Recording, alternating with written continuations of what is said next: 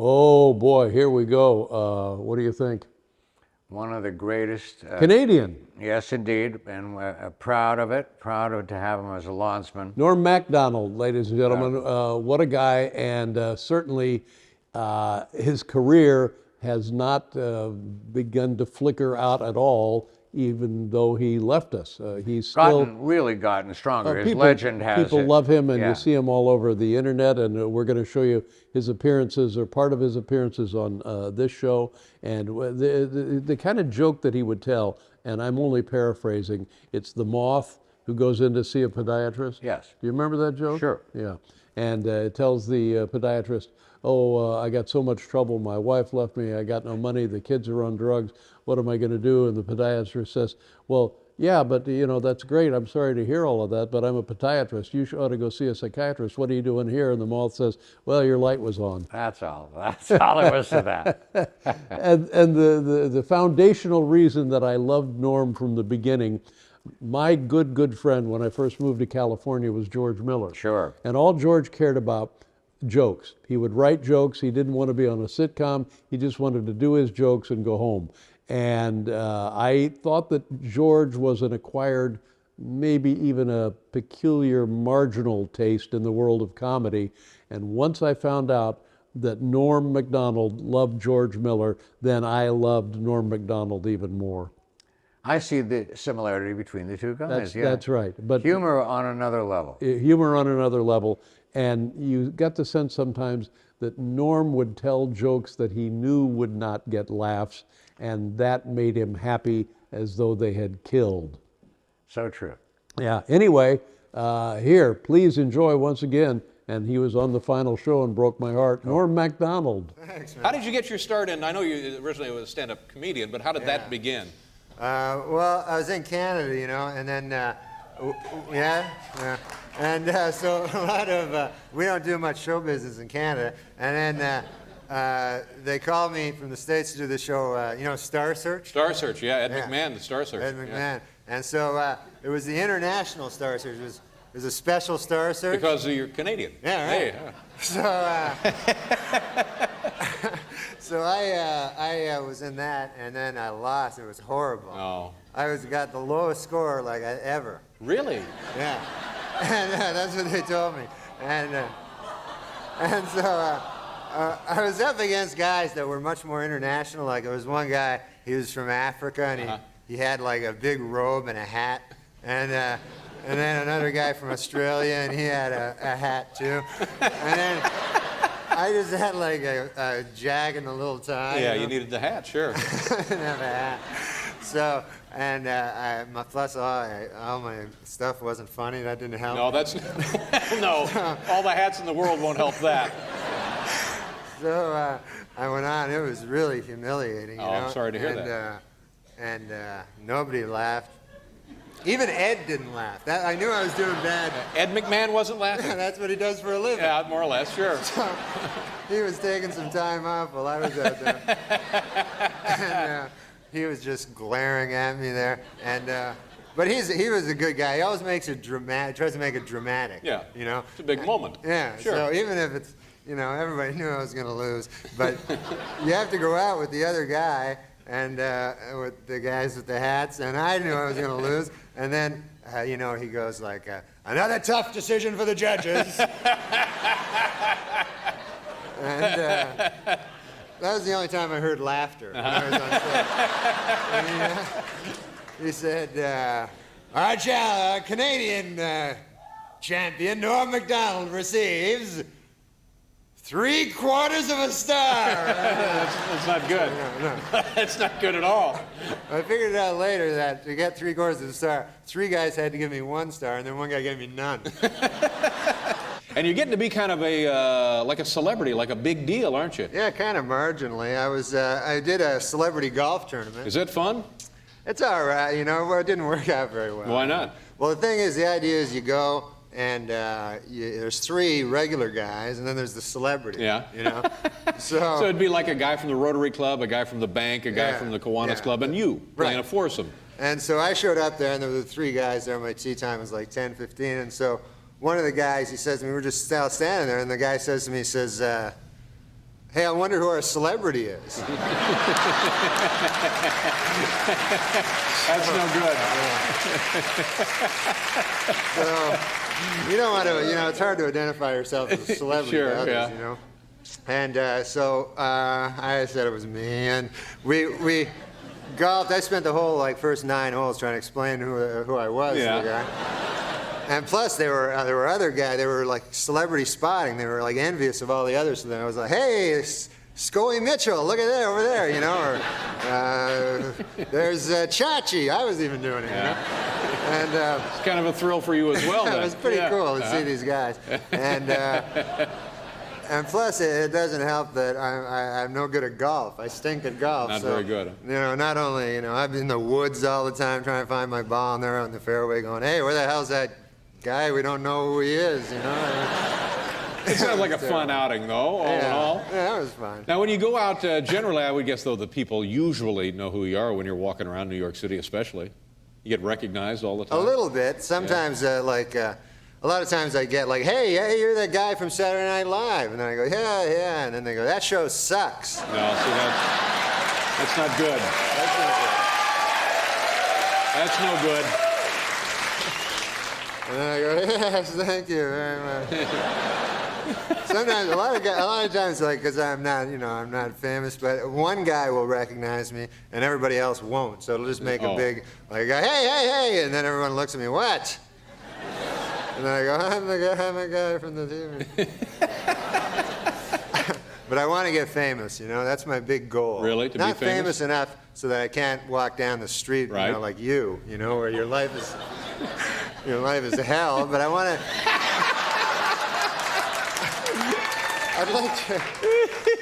I'd like to get famous enough so that if I ever had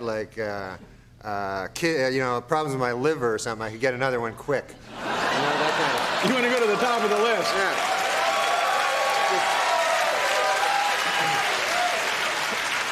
How is your liver? Everything all right there? Everything. No, okay, good. Everything's good. fine Knock with on my wood, liver. thank But if God. I get famous enough, I'm going to hit the booze. Yeah. And it's nice to know that you have that as kind of an insurance policy. Yeah. And you're a Canadian, as is Paul. Yeah. Yeah. Canada. Is that where you began as a comedian? Yeah, I did stand-up in Canada, and man, that stinks. Really? Oh my God. You ever go on the road and do stand-up? Yeah, used to do that all the time, sure. That stinks, right? Yeah, it was not, the travel was grueling. Yeah, plus everyone hates you. Yeah. Yeah. Oh, I didn't need to go on the road for that. But I remember this one gig I did. It was like, I call them a gigs. Yeah, sure, because you're in showbiz. Right. So it was in Red Deer, Alberta. You know where that is? Oh, yes. Well, every other place in the map. Part of that Red Deer Metroplex up there in Alberta. Yeah, it was just outside of Red Deer, and just outside of Red Deer. It was before I was hot. So I couldn't get Red Deer. So for those of them that didn't understand the first part. Yeah. So I was at this gig, and it was tough, Like the guy told me before I went on, he said, you got to do the whole hour. I had to do an hour. Gee, that's grueling. That's a long that time. Really is tough. And he said, if you don't do the hour, you don't get the check, Yeah. because a lot of people have been, leaving before the hour was over. And so I started doing my comedy, and everyone hated my guts. And so 10 minutes into it, if everyone hates your guts for the first 10 minutes, you're not going to win them over. It's discouraging. Yeah, you're not going to have a good other 50 minutes. No. So everyone hates me. So then after a whole hour of that, I have to host a joke contest, where I bring people from the audience A little up. talent show kind of thing. Yeah, and they tell their jokes. Yeah. So they go up and they're hostile towards me. Oh my God. So every guy, it would be like he would use me as like the butt of the joke. Yeah. You know what I mean? The guy would be going, okay, they have a mic there in their hands. Oh, that's what you're doing. Thank you, Norm. Thank you. And what would this be? Would this be a phone? Hello? Sometimes this isn't a mic. Some of my jokes. But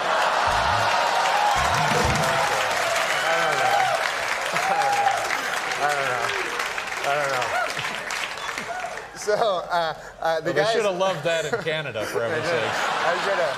I should have used that. I wasn't that savvy at that point. But so the guy's up there. He's got the mic, you know, and he goes like, he's using me, everybody, you know. It would be going like, okay, folks, here's the joke. Okay, what's your name again? Norm. There's this fruit Norm, you know, and they get a big laugh.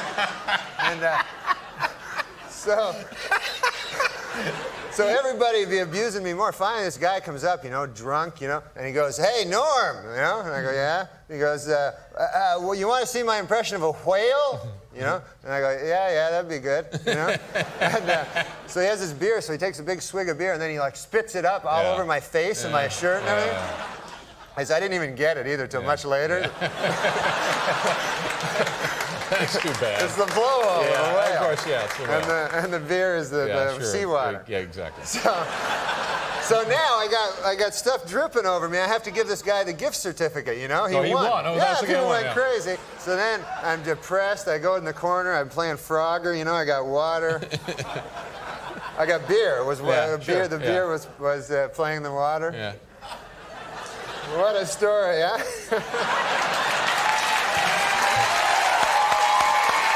I want to become real famous, you know? Yeah. Real, like famous. Yeah. I want to be like you, you know? Famous. No, I'm not. Like John Goodman. John Goodman, that's a famous guy. Yeah, John Goodman. But I'd say you're more famous than John Goodman. Really? Yeah. Well, all right. So I want to get that kind of fame where just, you know, people bug you all the time. And, you know, I'd like maybe a woman show up, figure me for her husband. You know, that kind of thing. That's what I'm looking for. All right, well, sure. But I get kind of like... I think I can make that happen.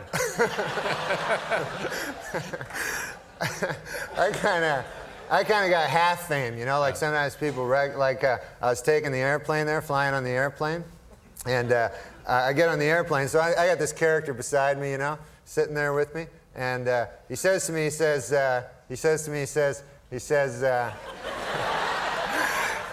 I really like you on the show there, Fred. He calls me Fred. Fred. Yeah. So he recognized me, but he thought my name was Fred. Yeah. So I figured, what the hell, it's a name, Fred, right? And so I go, yeah, thanks a lot. I don't want to go, hey, I'm not Fred, you know? So I go, yeah, thanks a lot. He goes, yeah, you're good, Fred. Keeps saying it, you know? So I go, thanks, man, thanks, that's good. No, I like you, Fred, he says to me. I go, yeah, okay, I get the idea. So I just keep talking to him. So then this other character comes out of the bathroom, you know? He had to go to the bathroom. And he's walking down the airplane aisle, and he sees me. He says, hey, you're that guy from the show. And I go, yeah. And he goes, what's your name? You know, so I go, it's Fred. You know, it's Fred. I can't, you don't want to upset the other guy. Right, I don't want to. And the rest of you be explaining. Yeah. So the guy goes, yeah, he has a funny look on his face, right? He goes, yeah, what's your last name? So I go, I don't want to say McDonald in case the guy goes, no, it's Norm MacDonald. Yeah, that's then right. It'd be a tip-off for him, sure. So I go, Fred Kendall. I can say Kendall. Fred Kendall. Yeah, I just came out with Kendall. So the guy goes, yeah, that's right, Fred Kendall. Makes perfect sense now. Oh, yeah, I had a great holiday, you know, and a Christmas and stuff, you know, and I got lots of good presents. That's nice.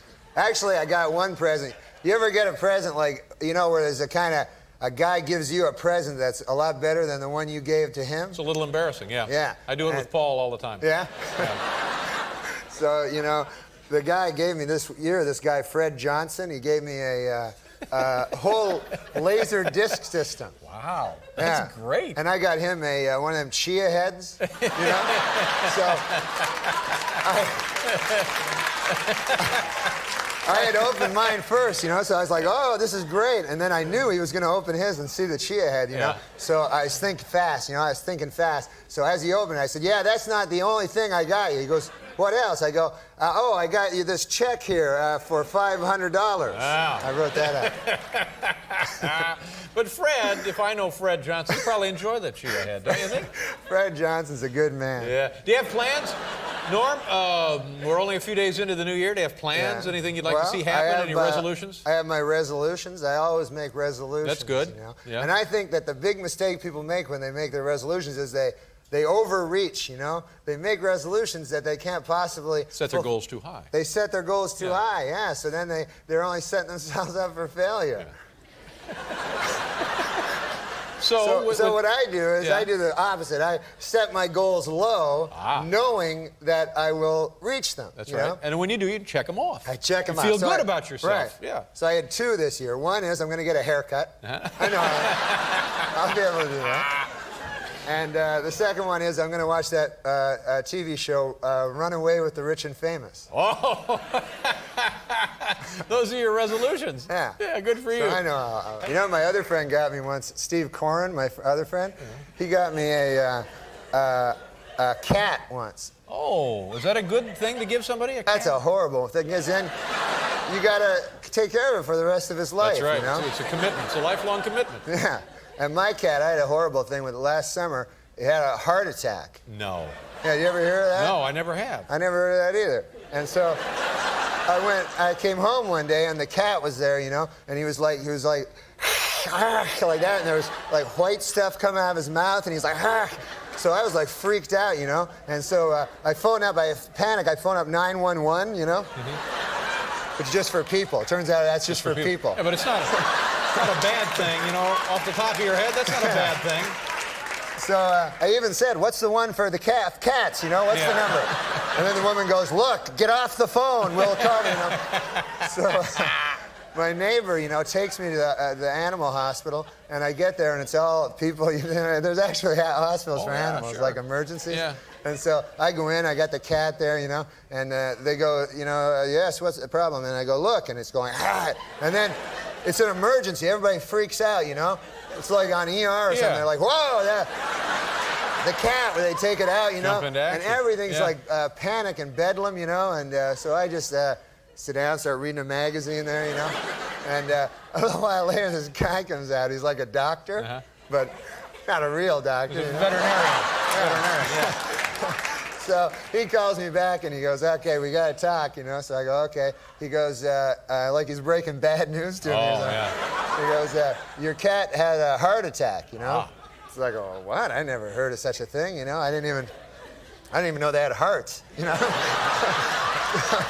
I go, that's a bad thing. So anyways, he goes, you can go and see him, you know. And you can go and visit your cat. That's nice. So he said, you only can have 20 minutes, you know. There's like a business. So they take you to this room, and it's like a big room, and there's your cat on a gurney. He's all drugged up, you know. And so then you're alone with your cat in a room. Well, that's a nice thing, don't you think? Well, after about a minute, you go, I got a life to get back to. You know? I got my cat. Oh, my. Welcome back to the old show, buddy. Yeah, it's great to be here. What's new in your life? Things going all right? Well, you know, the things that are new in my life are from the newspapers. I read the newspapers. That's a good place. It's an excellent source of new material. Yeah. So every day I'm reading them. A lot of news stories. I read today that Dr. Kevorkian, you know, he killed his 41st patient the day before yesterday. And I don't know, but I think people should start to realize he's not a good doctor, you know, when you think about it. Yeah. Don't go to this guy. No. I'd kill less people than that. I'm not even a doctor, you know? I'd be a better doctor than him. Seems like it would be a blot on his record somehow, doesn't it? Yeah. And the other big thing I read the newspapers. I also read the magazines, you know? The periodicals. Yeah, the periodicals. Yeah. And I was reading, I don't know if you read the cover of Time magazine, but they got the cover this week is a lady saying, I'm gay. Yeah. That's Ellen DeGeneres, I think. Yeah. But that's got to be a slow news week, a lady saying she's gay. That's a big story. I guess. Yeah. And, but it's brave of her, though. You know, it's brave. Yeah. It's brave Takes of her. a great deal of personal courage. Yeah. And I'll tell you what, I read just this morning that Richard Simmons now, to take it even further, he now is making a statement that he's really, really, really gay.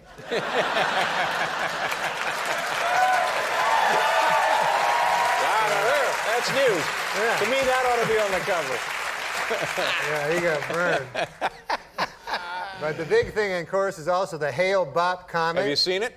Haven't seen it. I'm proud to say I've seen it like 15, 16 times. You have? Absolutely. Yeah, I saw it last night driving home. You did? Oh, it's unbelievable. Yeah, I know. I should see it, you know, because I didn't know it was going to be around for like a month. I thought a comet goes fast, you know? You know what I mean? Like a bullet, just Yeah, bing! like, oh, there's the comet, it's gone. Oh, we'll never see it again. But this comet is like real slow. Yeah. And I was reading in a magazine periodical, Yeah, as you sure. call it. Yeah. I was reading that it was named after Hale and Bop. Two you know? guys. Two guys, yeah. Yeah, there's two guys. There's Hale, Yeah, right? Right. And Bob. Yeah. They discovered it independent of one another. Oh, they did? Yeah, it wasn't like they were hogging the tail. Let me take a look. No, you know. They found it the same night in two different locations. Didn't even know each other. I didn't know that. Yeah. Because I don't know. I know so much less than most people. You know? That takes a lot of courage to admit that, too. No, I know. Put you on the cover of Time. I'm dumb.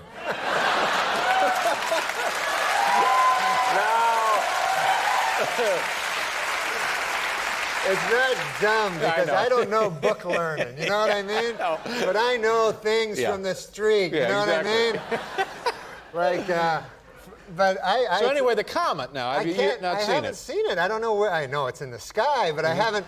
I went.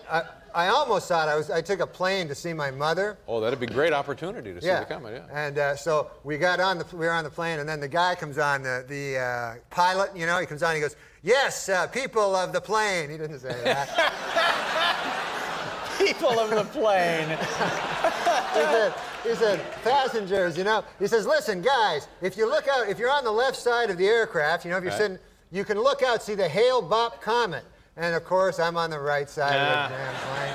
So I look out, and I said, all I got is like the wing of the plane, you know? So I get gypped, you know? So then I land, you know, I haven't seen it. And then I go to my not my grandmother, my mother. It's my son's grandmother. I go to my mother's, I'm sorry. That's right. I can see where you are. I am She is a extraordinary. grandmother. She's Yeah. just not your grandmother. Right. Yeah. So I was with her, and she goes out on her balcony, you know, and she goes, "Oh, Norm, the Hale-Bopp comet is up in the sky." And I go, "Oh man, I'm gonna see that." But I was watching Rhoda. You know Rhoda? Yeah. And so I said, "I'll be there in a minute. I'll be there in a minute." And I'm watching, and then I fell asleep. And I Yeah. missed So it. you Not that it was Rhoda. It wasn't a boring show. No, yeah. But I think, Norm, I think the comet will be visible for a few more days. Yeah, You really they ought say to that. take advantage of Yeah, it. well, now, you know, it's weird, the comet, because it's like tainted now because all those guys killed themselves, you know, and now, I don't know, you can't look at the comet without thinking about a bunch of dirty ghosts flying around a spaceship, you know? Well, that's perhaps your own personal struggle with the comet. Do what you can. Were you ever in a cult yourself? or Oh, not? what? No, I don't know. Maybe. You never know, you know? No, I've never been in a cult. Yeah? I would never be in a cult. Like, because, like, that cult, my God almighty, like you were saying, they had to castrate themselves. Yeah. I mean, that's a thing. Well, I don't think they had to castrate themselves. I think they had a technician. Oh. Like a Okay. dental hygienist. They didn't have to do it themselves. Okay, but they had to get castrated. Yeah. Yeah. So, I mean, that's a thing that, you know, that's a big thing in your life. You know what I mean? It's a huge Yeah. commitment. So you have to really believe, and believe me, you know, I mean, I want to ride in a spaceship as much as the next guy, you know? But there's It'd be fun. yeah, it'd be great, you know? Everybody likes that. What you're saying is there's a limit. Yeah, and Yeah. plus, you know what? These guys are probably up in the spaceship, and they're like, "Good Lord, what were we thinking? We castrated ourselves. Here we are in a spaceship. Maybe there's some nice-looking ladies up there on Pluto." No dice now. Yeah, they're castrated. When maybe you- the aliens are going, "You morons! We on our planet we value testicles above all else." You know? I guess. How you feeling? You all right? Somebody Good, told me you had the good. flu or something. Oh no, I'm all right. How do you Yeah. do, by the way? I'm fine. Fine. You don't have the flu? You weren't feeling it? I heard you were a little under the weather. Had a I cold was or a little something? bit sick. I was a little bit sick, you know. I went to the doctor. I always go to the doctor, you know, because I'm When worried. you're sick, you go to the doctor? Yeah, or even when I'm not. What? Yeah, that's right. Even when I'm not, I'm worried. I'm like, maybe today I'll get like bowel cancer or something, you know, like I get concerned. No, I swear, that might sound weird, but there actually is no such thing. I checked in a medical dictionary. So, but I go to this doctor, and he gives me, like, they always give me these crazy things. And so he said, I want to, like, test out your body fat. Yeah. You know? Meanwhile, I'm a really skinny guy. Yeah. Like, my whole life I've been skinny. I've been self-conscious about it, you know? Conscious. Right. And I always had problems with those words. I always thought conscience I know. was It's conscious. fine. Don't worry about it. This is not an elevator with Shriners, so just relax. So the guy, he says, I said, I don't need no body fat thing, man. I'm a really skinny guy. So he puts these calipers on me, Right. you know, and he tests me out. Comes back, turns out I'm fat as well as skinny. Seems unlikely, doesn't it? He explained it to me. I'm skinny, but also fat. Like I'm bones and then fat around the bones. I have a horrible body.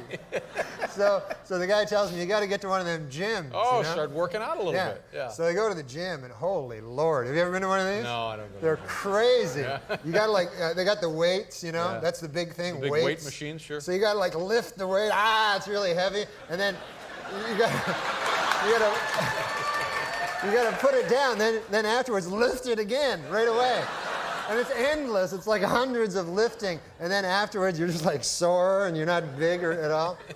And I don't want to be big. I have no use for being big. Yeah. I'm just, I'm just a guy. I watch some TV. I eat a fish sandwich. You know, I don't got to be big.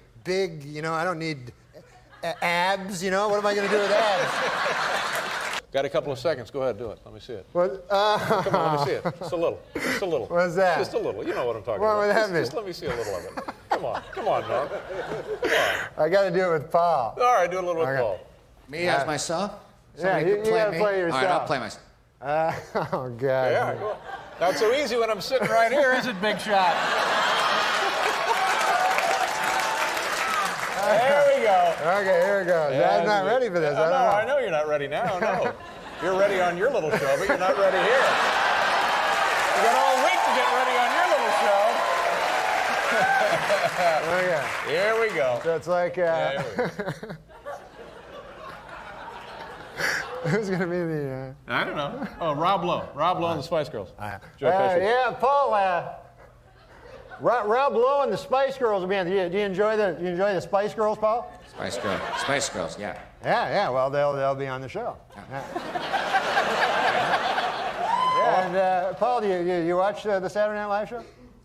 Yeah. Great. Yeah. What time is that on now, Paul? Huh? I say, what time would that be on? It's like it's 11. It's live, I think. Yeah.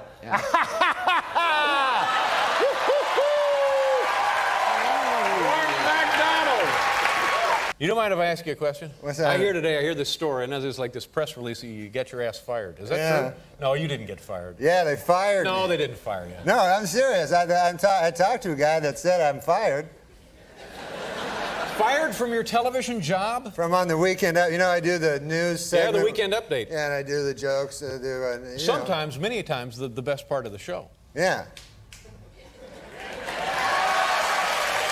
But it's all a matter of opinion. That's your opinion. That's my opinion, yeah. But then the guys that can fire me, that's not their opinion. Now, why would they fire you? Well, Who fired you, first of all? Let's get some names here. Let's get this on the record. well, I don't know the guys, because the guys I work with, like Lorne Michaels and stuff. Did Lorne Michaels fire you? No, he didn't. He didn't fire me. Right. He likes me and stuff. Well, it's his show, isn't it? I thought it was his show, yeah. But Well, then how can a guy come in from the outside and fire you? Somebody Well, from see- ABC fired you? No. They're NBC. What happens is you work on the show, and then there's these guys that hang out like in the halls. Yeah, we got and- him here. We got him here. And they're called executives. They're NBC executives, right? And then I'd see them. I didn't know who the hell they were, what they did, you know. Now I know what they do. They fire me from Weekend Update.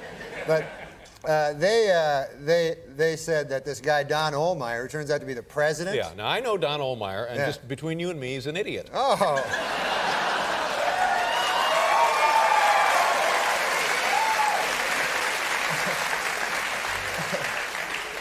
So I wouldn't take it seriously. If this guy fired you, you may still have a job. You never know. I'd wait for some paperwork. No, I phoned him, you know. Oh, you had to phone in to pick up your messages Yeah. from the.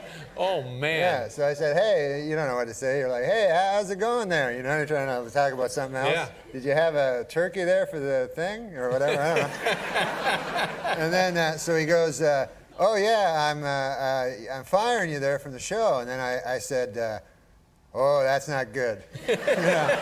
And then I said, why is that now? And he goes, oh, you're not funny. Yeah. And then I said, holy Lord, that's even worse news, you know?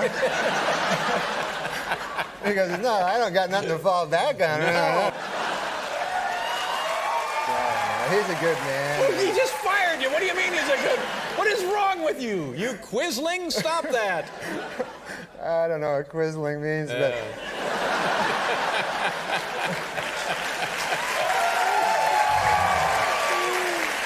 But I mean, to me, like, you know, you have to be philosophical about these things. I mean, at first, like, when I found out, you know, I was upset. But then, you know, I really started to think about it, you know, and plus I drank a lot of whiskey. And then Took the afterwards... edge off it a little, I'm yeah, guessing. I just thought, like that. But then the next day I sobered up and I remembered, you know, that I still had some whiskey left. So you went right back to it. Yeah. But now, Norm, far be it from me to tell you how to lead your life or your career, because Lord knows you've been very, very successful. But if the guy says to you, we don't want you on the Weekend Update, and that's like your signature piece. Yeah. You're kind of like the anchor man, not only of that segment, but of the entire Saturday Night Live show. If things aren't going great, they give the ball to you. You're the damn quarterback, Norm. You're the one who punches it over the goal line for pay dirt.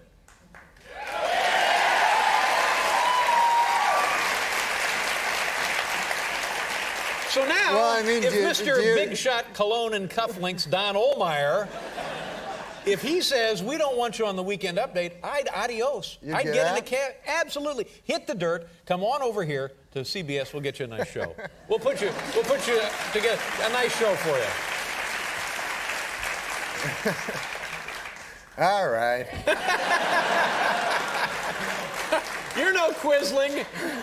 I've never been called that. Well, now, will you stay on the rest of the show? Yeah, I'm gonna stay. Like I do. Also, other than doing an update, I do like sketches, but like I stink in those. So that. You know, he thinks I'm funny in those. Yeah. Oh, it's just the Weekend Update. He doesn't think you're funny. Yeah, he doesn't think I'm funny in Weekend Update, and God only knows. I mean, you know, it's just a matter of opinion. He also thinks that O.J. is innocent. So. Exactly. Don't let this pinhead push you around, No. for heaven's sakes. No, he's not a pinhead. He's a fat guy. There we go now. Come on, Norm. Let's go. Let's get a little heat on here. No. It's funny when you don't like a guy just because he's fat, you know what I mean? No, it has nothing to do with him being fat. No, it doesn't have anything to do with him being fat. You don't like it because he's a dope. No. No, it's just you know what I've always said is, I've said comedy is subjective. Mm-hmm. I never really said that before. I didn't think. I usually say whiskey is good. Yeah, that's right. But Norm, you're very, very funny. You're like the strength of that franchise now. well, do you know any guys over there you can give a call to or anything? Well, yeah, they're going to take a call from me. You're lucky they took your call so they could fire you. Are you kidding? But they're... Are you getting some support from the rest of the cast members? Well, you know, the people on the cast, like, they go, you know, when you work at a place, you know, some people like you, some people hate you. But, oh, yeah, you don't need to tell me that. so, you know, people come up to you and go, oh, man, I'm sorry. And then either they're sorry or they're not sorry. Yeah, that's right. So how the hell do you know? No, you don't really know. But you can tell. Well, sometimes you can tell, like, you walk into a room and then everybody will stop talking. Mm-hmm. And then so you go, hey, were you just talking about how you were glad I got fired from the update? And then you go, no, we were talking about hats. But now let me go back to this, and I don't want to embarrass you again, but if Lorne Michaels, the guy who created the show, the guy who's kept the show in business all these years, Yeah. it's his show, Mr. Big Shot, Mr. Table at Orso's, Lorne Michaels, Why doesn't he step in? Why doesn't he throw himself in front of this gorilla to save your job? What's going on there? With that, It sounds to me like he's a quizling. he is? Well, that's what it sounds like. Maybe we can get a dictionary at the break. But You know what I'm saying? This is the guy. Didn't Lorne Michaels hire you? Yes, he did. Well, then who ought to be able to fire you? Lorne Michaels, Right, so where was he? Did he fire you? No, he didn't fire me. But he's like your buddy, right? You're buddies with Lorne. Yeah, he's a good man, and Now, he's what did he always say to you? been very supportive of me. Well, I guess not. What did he say to you? He said to me, he says, he said, look, Norm, this is the deal. You know? He said, I want you to stay on as Weekend Update. Oh, good. Well, there you dude." go. Well, great. So you got the job back. That's good news. Attaboy, congratulations. What do you got there, Norm? You looked up Quisling. Yeah, I looked up Yeah, what does it say? Quizling. Yeah. And also, do you know what Quizmaster means? That'd be like Alex Trebek. Kind of. Yeah, I knew that. No, Quizling is a master of ceremonies on a game show. There you go. Now, Quisling is a traitor who serves as the puppet of the enemy occupying his country. Exactly. That's what I'm talking about. Thank you very much. Norm MacDonald, you, sir, are no Quisling. I thought I was dumb when I didn't know what Quizling was. Yeah. I think I'm even dumber now because I still don't know what it is. So now, Norm, a couple of things come to mind here. This seems so preposterous to me, so unfathomable, so unreasonable that I'm guessing, oh, it's like a stunt, like a publicity stunt, like big-time wrestling or something. Is that kind of deal? Where you and Don Ohlmeyer will have a feud and you'll wrestle on the show or something for your job, one of those deals? No, I like Don Ohlmeyer. Oh, no, how can you like, this weasel fired you. No, but he doesn't think I'm funny. And yet you like the man. Sure, I mean, you know, Here's what. a lot of people don't think I'm funny. Enjoy your complimentary beverage. Now, tomorrow night. It ain't whiskey, but it's good. Now, there's a great song. Now, tomorrow night, come back on the show, or Friday night, come back on the show and do Weekend Update. You can do Weekend Update here. You can be the Weekend Update guy on this show. That'd be great. Well, there you go. Good.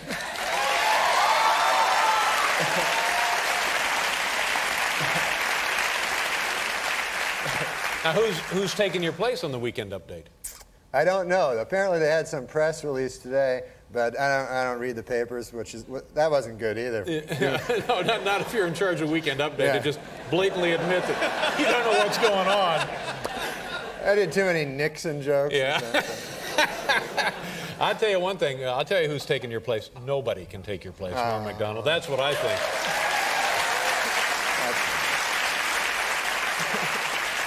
You don't seem to be taking this too hard. You seem to be taking it pretty well. Well, I mean, I don't know, because if somebody doesn't like you, then and they own the joint, you know, that's fine. I mean, I don't know. Why would you want to work in that atmosphere? Why wouldn't you want to take a hike and say, well, I'll show you. I'll take my little Weekend Update someplace else and bury you punks? I don't know. I guess I'm a goddamn Quisling or something.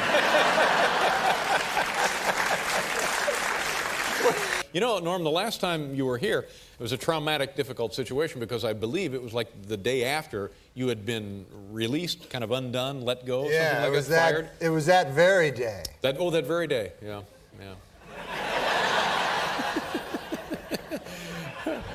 Well, how has it been since then? Well, it's been weird, you know, like, it's been weird. 'Cause You were when just fired, as it turned out, right? Yeah, I got fired. Right. And then when I was talking to you on the show that day, because this guy Don Ohlmeyer fired me, and I didn't know the guy, you know, and you kept saying, like, he's an idiot, he's a pinhead, you know, and stuff like that. And I would say, like, he's a good guy, you know. And turns out you were right.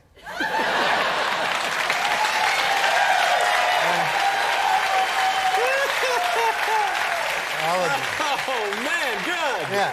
Good for you. I'll admit when I'm wrong. I've never been happier to be right about something in my life. Yeah. So, because I went and met with him, you know, I never... Now, wait a minute. After you get fired, you then Right. have to go to a meeting with the guy? Yeah, because I wanted to leave the show entirely. You know, I thought that would be the next thing. Right. And so, and then, you know, I talked to all these guys I pay money to, you know, and I go, hey, how about you guys figure out something there, you know? And then they're like, well, we were talking to this one guy that said that he maybe could do, and it took forever. So I said, Right. how about I just go talk to the dude that fired me? Face to face, Yeah. mano a mano. It shows great courage, great class, grace, I believe, on your part. Yeah. Well, I'm a courageous, classy dude. So I have to go to his office there. He lives in Hollywood, California, and He's a big shot, this guy, Don Ohlmeyer, a big Yeah, shot. oh, yeah, One of yeah. these guys comes to work very early and spends most of the day selecting monograms, That's what he does. Yeah. Yeah. So his office is like, I went to his office, and it's this big office, and then you go in there. I'm not used to these things, I'm just a guy used to nightclub, Sure. Exactly. smoky nightclubs. You're a doing my comedy. hard-working guy. Yeah. So I go in there, and that guy, Don Ohlmeyer's there, so I go, how you doing? And we talk, and he... Well, how was that? Was it cordial? Was it a bit icy? No, it was cordial. He gave me a lighter. For being like it's what, a parting gift? Well, he's giving you I what? know. He had a lighter, and he goes, hey, want a lighter? And then he gave me an umbrella. I don't know. It was like You get fired and you get stuff. You're Yeah. Like, hey, how about a clock radio? How about a lighter? anything on the top shelf I could have.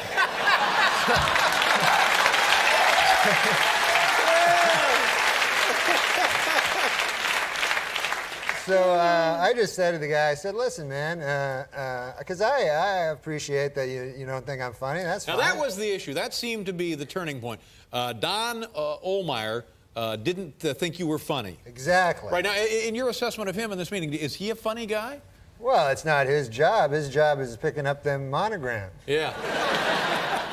But No. he's one of these guys, he fancies himself creative, doesn't he? Yeah, well, I suppose. I Yeah. mean, he. Well, I worked for Don Ohlmeyer when I was at NBC for did? years and years and years, and Yeah. I know the guy. Yeah. And here's a guy who could not create gas after a bean dinner.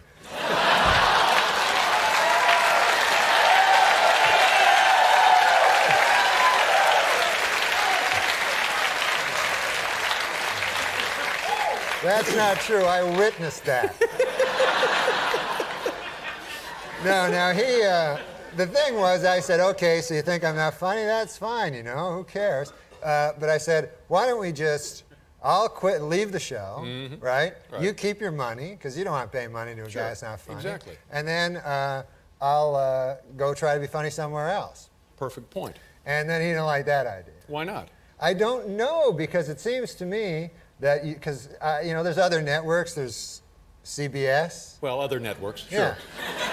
And so my contention was, I thought he would love that idea, because what better for his network than to have an unfunny guy on another network? Exactly, that's right. He can't have it both ways. Yeah, he can have it both ways, apparently. He's a quisling? Yes. No. But at least there are no quislings in the picture now. When you were here before, I smelled a quisling. The quislings are gone. Yeah, they're gone. Yeah. They're gone. Good for you. And so, so the way it stands now is, I can leave the show as long as I don't do anything else on any competing show. Right. Well, that stinks. That's no Yeah, good. Now, that's how no long will good. that last? I don't know, man. It's as long as long Contractually, how long are you bound to them? as I'm bound to them contractually. It's all stuff that I'm not that familiar with. But in the meantime, they are continuing to pay you, right? Yeah, they pay me, and I go to the show and hang out. Yeah. Now, what is that like, being around your old friends on the show? Do they like having you there now or not? Well, everybody's kind of uncomfortable. Nobody wants, everybody's uncomfortable. Sure. And they'd be glad to see me go, and I'd be glad to see them see me go. And just this Don Ohlmeyer character, Yeah. is, I don't know. I don't know how this... You know what you should do, though? You should come here to CBS and get a show right here. You should come to CBS and make Pretty Boy, make Mr. Cufflinks, make Don Ohlmeyer eat his show. Well, I would guess that one of the good things about this is you had some time off. Have you taken some vacation? Have you gone anywhere, traveled? Yeah, I went. I wanted to get away from all the showbiz, crazy showbiz. Yeah. So I decided I'd go on a vacation, Right. And I don't. like to go to hotels because all my years of doing my nightclub act, I don't like hotels. Yeah. So I decide I'll go, you know, my buddy tells me, he goes, hey, you should go to one of them bed and breakfasts. You ever hear tell of them? Oh, yeah, sure. Yeah. The idea is you go there, it's a guy's house, and you live in his room, and then he makes you some breakfast. Right. Very. Yeah. It's a thumbnail, you Yeah, know. that's it. Sure. So I looked one up on the internet there, and I found one. I went to Vancouver Island, Victoria, which Oh, is it's beautiful. beautiful. Oh, Lovely, my yeah. God. It's God's little country. And so I go there, and I look up my place where I'm supposed to go. I have it on a little piece of paper. And I knock on the door, right? And there's no answer. So I knock again, and there's still no answer. So finally, I look like in the window there, and there's an old man sleeping on a couch, you know? Yeah. So I banging on the door, ringing the doorbell, you know? So finally I hear like, hey, keep your pants on there, you know, from the inside. And he comes to the door, old guy, you know, but I'd say 80, 85 years old. yeah. Old Harold Delaney was his name. Harold Delaney. Yeah, nice enough gentleman, you know. And so I got in there and I says, well, I better go to sleep. There's no one else there, you know. Like, I thought it'd be like a whole bunch of people in different rooms, you know. Yeah. And it was just me. Yeah. So I go up and I go to sleep, and I'm ready to go to sleep, and a knock comes on the door, right? Knock on my bedroom door. Right. So I figure, uh-oh, old Harold Delaney wants to have sex with me there. You know?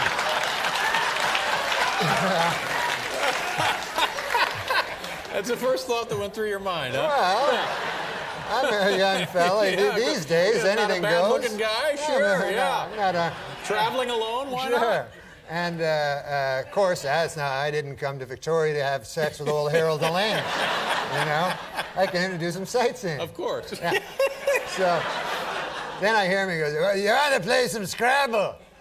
Oh, Scrabble. Yeah, so I say, okay, that's good. Sure. I'll play some Scrabble. So I go down, and he pulls out this old Scrabble game there, and we start to play, you know, and I like Scrabble, you know. So I get the first turn, you know, because I picked the lower letter, and so I get the first turn. So I make rabbit, you know. Pretty good. It's a good word. And then I do it pretty quick. I take like a couple of minutes, and then old Harold Delaney, he takes like a half hour to like get his word, and the whole time he's not talking, he's not telling me old stories, because I like hearing old stories, you know. And instead, it was like for a half hour, it was just Harold Delaney going. So then after a half an hour of that, you know, I'm just sitting there, he comes up with his word, it's hat. That's his word, yeah. Hat. So he puts it, and he takes the word hat, and then he puts it like way in the corner on that triple letter score. Right. The triple word, the red one Right. that you want to get to. Yeah, sure. But you can't just put it there. No, it's got to have some relation to rabbit. Yeah. Yeah. You got to move up there, you know, and finally get to there. But instead, he just puts it right there. Oh, no. Hat. So I go, all right, you know. And so then it's my turn, you know, I do something, and quickly, and then again, the same thing, like, you know, and then time going by, and then every word, and I was coming up with good words, you know, I had sleigh, you know, a sleigh ride, and avocado. Whoa. It was a 7-letter word. Yep. You get 50 extra points. I'm still way behind him. He's just freelancing the board. Yes. And so finally I decided I'm gonna I gotta say something, you know? So and all his words were like cup and hat, and I think it was just like things he'd see around the room, you know? And so I'm playing excellently. I should be in the lead, but instead I'm like 1,000 points behind. And finally, like I gotta say something, you know? So he puts boot, you know, up on this triple, and it really annoyed me because I was building towards the triple letter, and he just puts boot, and so I said, finally, I gotta say something here, and I go, hey, old Harold Delaney there, I don't know, you can't put boot there, and then he goes, you never heard tell of a boot? So I go, no, I know what a boot is. I'm just saying. He goes, if a fella goes out there to wear a boot. So I go, no, I know I made avocado. I know a boot. You know? And it just took him forever. And I think, and also I noticed a weird thing. There were no blanks. You know how you have the blanks in the game, and it's always good to use any letter, right? Yeah. I realized there's no blanks in this game, and I figured old Harold Delaney must have, when he got the game, figured, what the hell is that, you know, and thrown it away. Can't use it. Yeah. Now, how was the breakfast? Did you have the breakfast? There was no breakfast. I got up the next day. I was so hungry from playing Scrabble all night. So he says, "Hey, Harold, how you doing there? How about some breakfast?" And he goes, "I've never been much for breakfast." So I go, "Oh, all right." So I go, I guess I'll go down to McDonald's and pick up some breakfast or something, Harold. And he goes, "Can you get me an egg McMuffin?" It was crazy. Take us through some of your activities, your life, your free time. So, you know, a couple hours with Norm MacDonald. I got a lot of free time now, and so what I did was I returned to my first love, you know, dance. No, not dance. I returned to my first love, the stand-up comedy. Oh, you're doing the stand-up. Good for you. So I go around the country to different smoky nightclubs, and I do my jokes, you know, and it's great, you know. It's the doing the jokes is fun, but then the rest of the time, did you ever go on the road? A little bit. I didn't care for it. It just didn't have the stamina for it. It's difficult. It's rough, man, because other than doing the stand-up, you just go to a town, you're basically like a drifter or something, you know. You show up, you hang around, and then you sit and you're watching the TV all the time, you know. And I love the TV, you know, but when you watch it all the time, you just watch anything, you know. I watched ESPN too. They got all the Deuce. Yeah, sure, the Deuce, yeah. And they got sports there that, you know, they're kind of weird sports. Like they got kickboxing. Yeah. You ever hear that sport? Yeah. And that's an odd sport. What they do is they combine the style and grace of boxing with kicking. You know? Yeah. Yeah. So it's kind of immature. A guy's boxing, all of a sudden he kicks the guy, you know. They're just cheating, you know. Yeah, I think so. Sure. Yeah. And then also what you do is you try to get the pay movies there, you know. Oh yeah, you ever dial up any of the? You can get like first-run features. Yeah. I ordered Pulp Fiction. You know that movie? Oh sure. It's a gritty urban satire, you know. It said that on the little thing. I wouldn't have known. And so I said, I'll get Pulp Fiction. I heard great things about that. So I order it, right? Mm-hmm. And they send me a different movie, a movie called by the name of Pump Friction. I never heard of that. You never heard of that movie? No, what is it? Well, it's different than Pulp Fiction. Pulp Fiction is a gritty urban satire. Pump Friction is a bunch of dudes and ladies having dirty sex. Whoa! And, you know. So there's a mix-up, obviously. Yeah. And it wasn't a bad movie, you know. It was. Actually, with those dirty movies, I find like they're good for about 15, 20 minutes. I'm really interested. Right. And then there's one point that all of a sudden I'm bored, you know.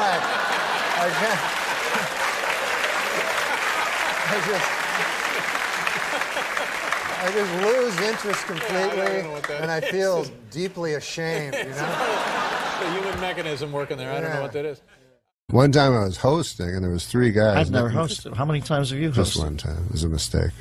Did it not go well? It was all right. Did you do Update? No. You didn't even do Update? It was right after I got fired from Update. I thought it'd be funnier back then.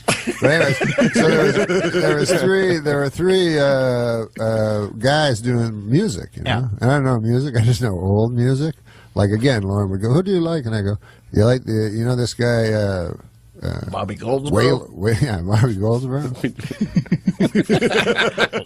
Eddie Cantor, is he around? And Lauren go, you've got to go, you know. So who'd they have on? Very hip. So they had hip guys that everyone else knew except me. It was Snoop Dogg. He just changed his name, and he was angry because I kept getting it wrong. It used to be Snoop Doggy Dogg. It was Snoop Dogg and Eminem and Dr. Dre. That's a pretty heavy lineup. Yeah, but to me it was 2 black guys and a white guy. So I go to introduce them. You're beautiful. And they were all Just standing. trying to get this into the barn. Don't go black white on it. They were all standing under. They were all standing like in I'm out rap. there with Francis Farmer. They're were about to go up and take me with you. They were standing in rap positions, as you know, like against. And I'm about to introduce them, so they're standing in that rap position where it looks like they'll either start singing rap or pull a gun and kill you. So then I go, as a joke, I look at them, because I remember this is kind of a Letterman-y thing to do, but I go, fellas, are you ready? Are you ready? Which forces them to go shake their heads slightly. Even though they're in this crazy dangerous All posed up. posed up. So I thought that was funny. But then I learned later they were geniuses, and I should have befriended them rather than... I was just talking to Dre backstage. I don't know if he's a real doctor, but he did prescribe me some stuff. So I don't know. There he goes. Some days we get closer. Things that we never really needed. Promises that we never thought of keeping safe. I guess it's never over if we know how to break away. Okay, folks, before we continue, I have an announcement from the management. Would the owner of a Glock 9 with the inscription, "Too Puffy with Love," please pick up your gun? It's at the hospitality suite. I have so many Norm moments in my life. My first press conference with Norm was, they prepped us into this is you got to speak, and some it's live, and BBC. And he's a bigger star than you, so you have to sit there and kind of pay. You have to be... It was him and Spade right next to me. So you have to be second fiddle at the moment, or were you? Yeah, man. I just got. I'm the new kid on the block. We're all a new cast. It's an all new cast except for Spade, Tim Meadows, and NORM MACDONALD. Wow. And we're like, whoa. And even looking at Norman Spade, I was like, oh, these guys are stars. Like, this is huge. Yeah, I bet. I'm really looking up to them. And the press conference and I dropped the ball right out of the bat. They asked me, the head of NBC who fought for me to be there, goes, Jim, what was it like growing up watching SNL? And now you're here, you're from New York, and now a fellow New Yorker. I said, I didn't watch SNL growing up. Well, you can hear. I was like, oh. I saw Laura. I went, oh, that was Spade went, so he said, and I knew right away, like, oh man, that was really bad. That was bad. And so he goes, I go, well, I wasn't allowed to because I was young. And he goes, well, what about when you were old? He's trying to prep me. He goes, surely when you got older and you were allowed to watch it. And I went, I was out on Saturdays. I wasn't watching TV. And and Norm's like, they're going to like you. They're going to like you. This guy is my guy. And he's smoking. No way. He's smoking. And Marcy Klein is going, Norm, put out the cigarette. Like, I'm not done. This guy's going to get fired. So I think I'm going to get fired because I saw Lorne Michaels' face. He was pissed. So you sitting there super nervous at this point? I swear in my life, in my kids' lives, I thought I was going to get fired. Damn. Because I just basically said I don't watch Saturday Night Live. Yeah. And I never did. And yeah, which is not a good answer. It's not the message. In front of the press. Yeah. And I didn't say it in a mean manner, but I could just tell the boss man was like, so I went, oh, Jesus, Lord. So now I'm sitting there thinking I'm going to get fired. Swear to God. And I'm just like, oh my God, I didn't even make it to the first episode. They're going to let me go. So this is what's going on in my head. There has to be a video of this press conference in the black market somewhere. I've looked for it, never found it. It's the 1995 press conference. And so they asked Norm, they go, Norm, you, Tim Meadows, David Spade, you've been here. You know the frat house. Everyone knows SNL is a frat house. What kind of practical jokes you got lined up for these new cast members? And I swear to you, I went, I'm not even going to be part of the frat house or the practical jokes. Damn. And Norm goes, first of all, he's annoyed. He goes, practical jokes? Is that what you asked? What kind of practical jokes? Well, first we were thinking about anal rape. You know? Like, hey, Yeah, take your pants. We're gonna anally rape you. Welcome to Saturday Night Live. I'm going, oh shit, he's gonna get fired too. You can't say anal rape in front of the press. He said anal rape. So suddenly you're like, I'm back in this. I'm in it. I'm good. I'm good. And I went up to him after. I went, Nori's like, they don't give it. No one gives a shit, bro. Fuck these guys. Yeah. And I realized he would pitch at the pitch meeting. He just didn't care. He didn't care. And I learned so much from him. Just clearly he saw a lot and he's been there forever. Like he would, I remember he gathered the new cast up. He's like, I swear to God, he goes, hey, don't write me any of your gay sketches.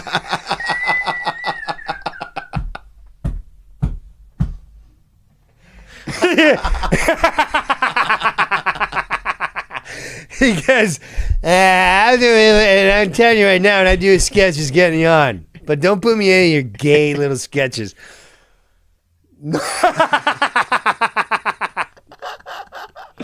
I swear to God, man.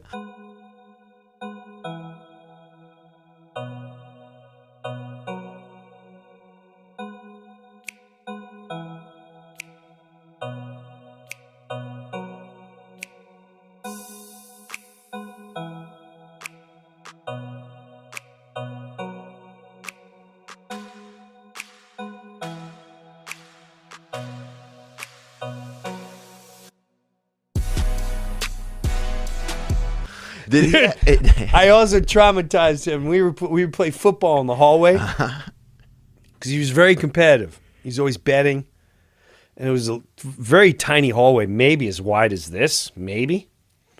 And he like, come on, bro, we're playing 3 a.m. Oh fucking, come on, we're playing football. Me, you, Colin Quinn, and fucking Justin, you fucking fuck the phone calls. No one's calling 3 a.m.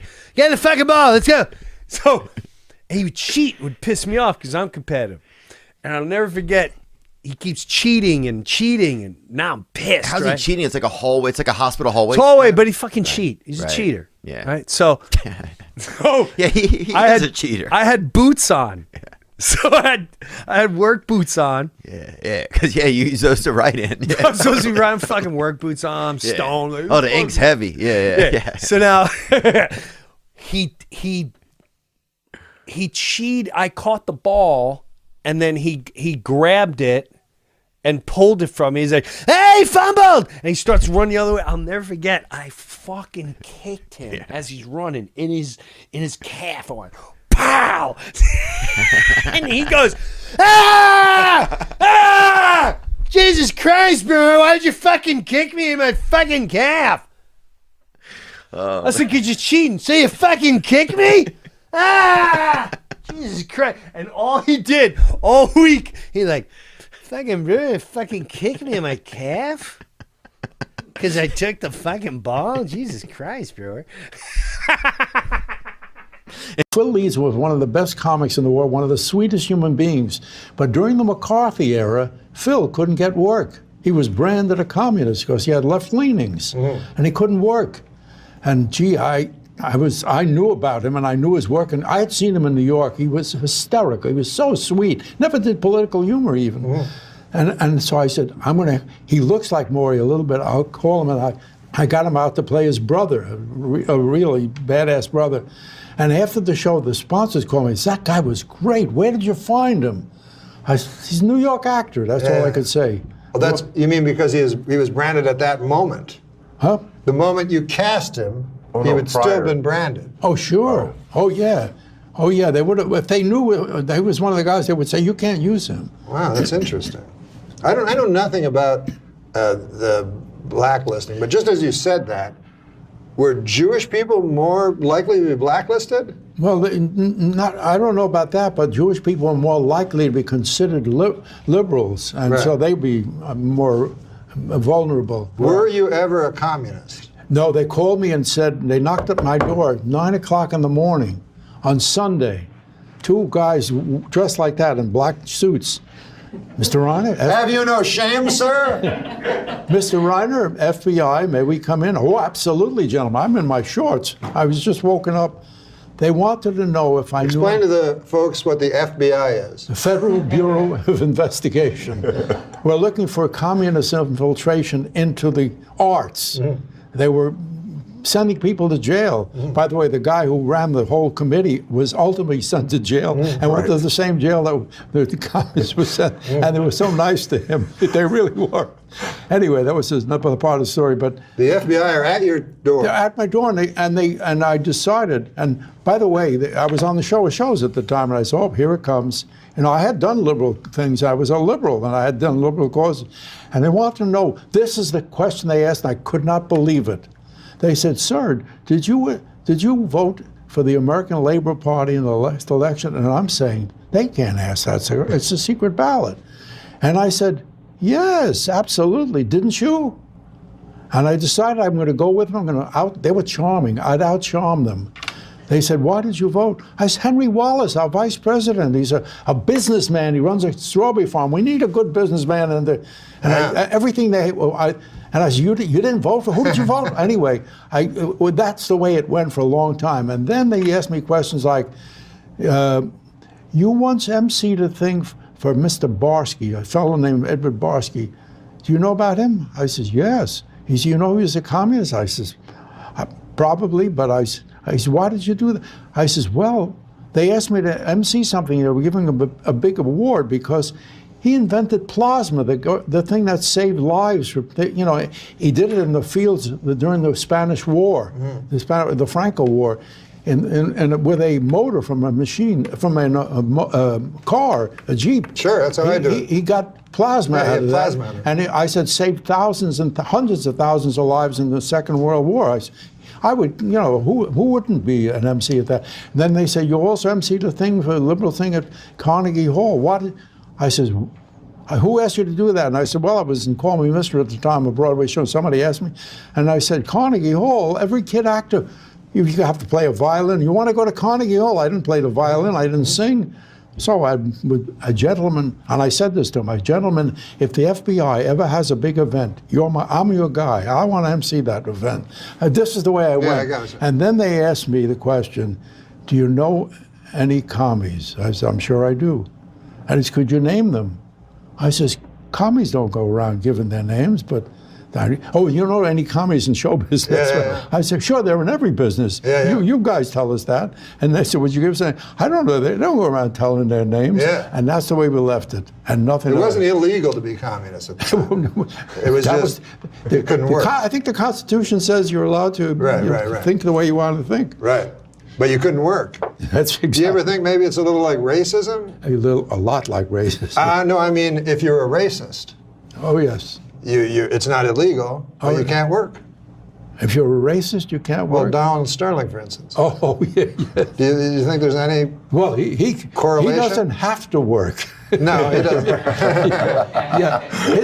The amount of money he has, he could live another 100 years. That's true. $10 billion. No, but a serious question, though. Yes. If a man has a job and he is a racist, should the job be taken away from him? No. Okay.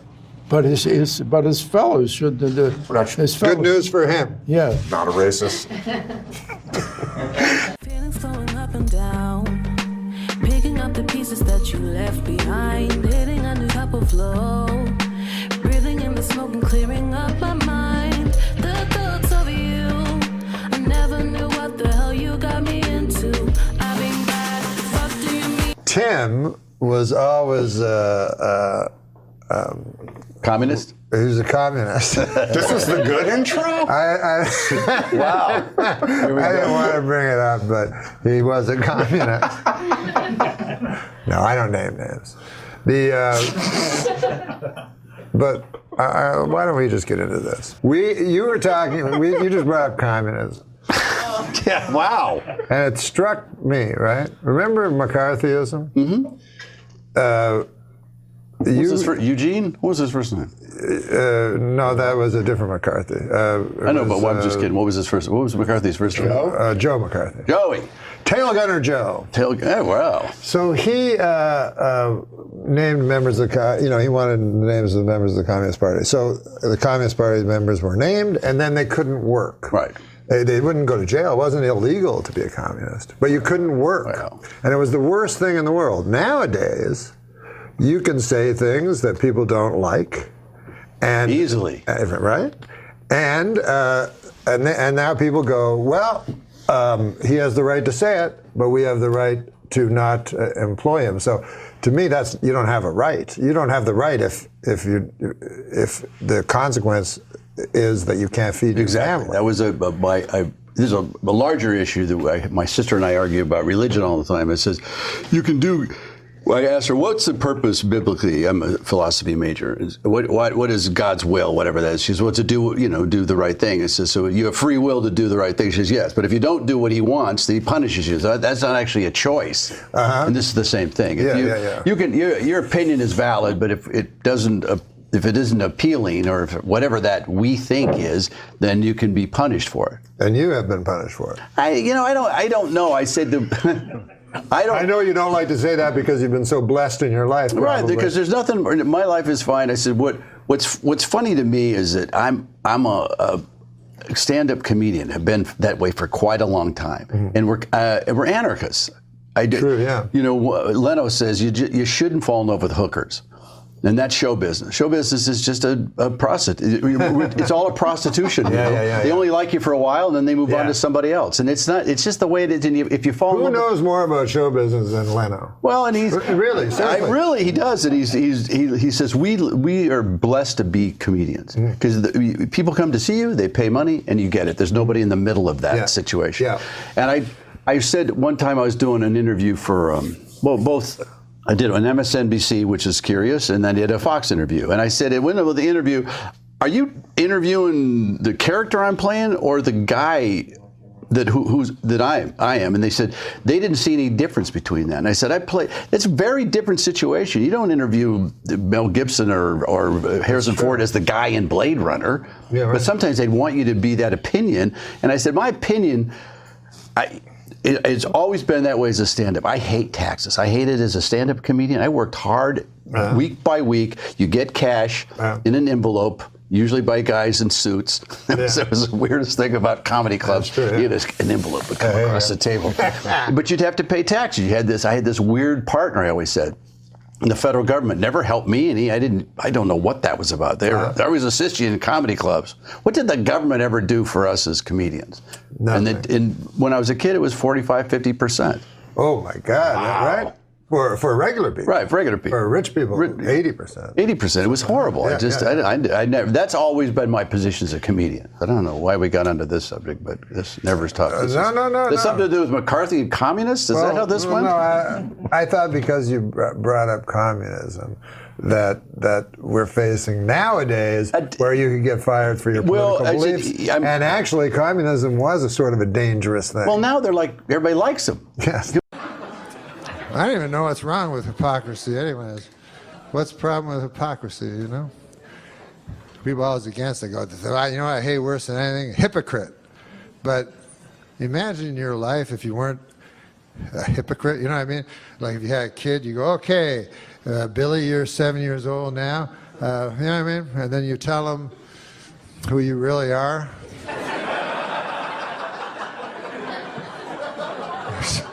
That's not a good idea. Sit down, Billy. I'm going to tell you some evil shit I did through most of my life that I've been keeping from you. But a guy was just telling me, hey, listen, Bill Cosby, first of all, is my hero ever since I was a kid, because I always wanted to be like him, and I got his albums, tried to emulate him, but I didn't like his stand-up, but I like the way he was as a man. Because this was before, they didn't say he was a rapist on the fucking liner notes of the albums, As my buddy said, he said, the worst part about Cosby was he was a hypocrite. And I said, I don't think that was the worst part.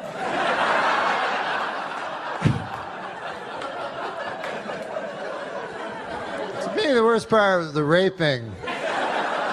Way up high. And then the second would be the drugging. And then the third would be the scheming. But anyways, hypocrisy would be way fucking down the line, you know, like on the 4th page or some shit. Like, I'm no expert, but I think probably most rapists are hypocrites. You know what I mean? You know, I meet a lot of guys who go, I like to rape, I don't give a fuck.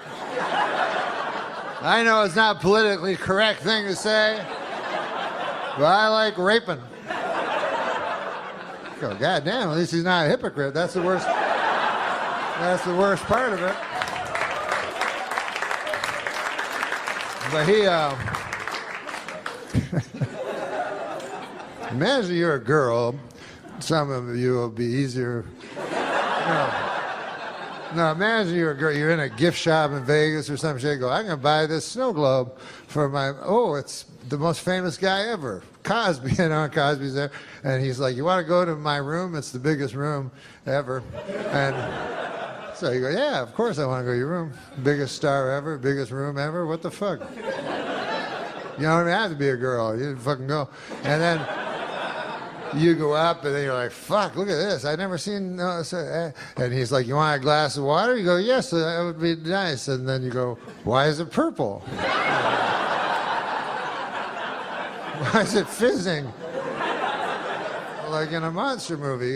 Just drink it. It's famous people water. And you drink it,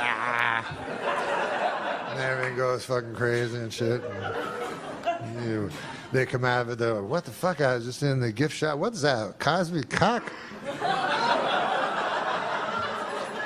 I could swear that's a Cosby cock. That's impossible. A Cosby cock? Why would there be a Cosby cock in my face? Wait a second, I remember. I'll call for help. Hypocrisy! A man committed hypocrisy on me in room 10304-204. There's too many numbers in the hotel room.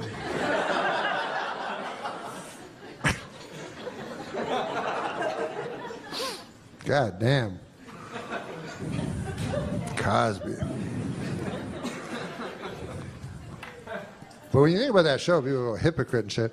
But in a way, when you think about the show he had a regular fucking life. But then what was his job? He looked in women's pussies and stuff. And you never saw it. They never showed you that part. So in a way, maybe he wasn't a hypocrite.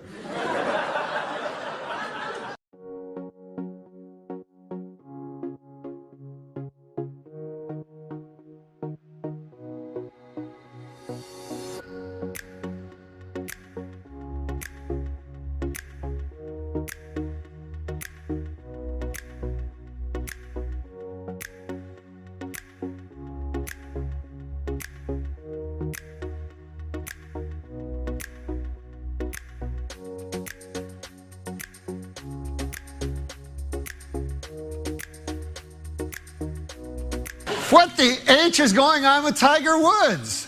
As we all saw on Sunday, the guy can't even sink 3-foot putts at Augusta anymore. Why? Because we are still in his head. That's why. When I first heard about the scandal, like everybody else, I was shocked. You know, I was like, hey, wait a minute.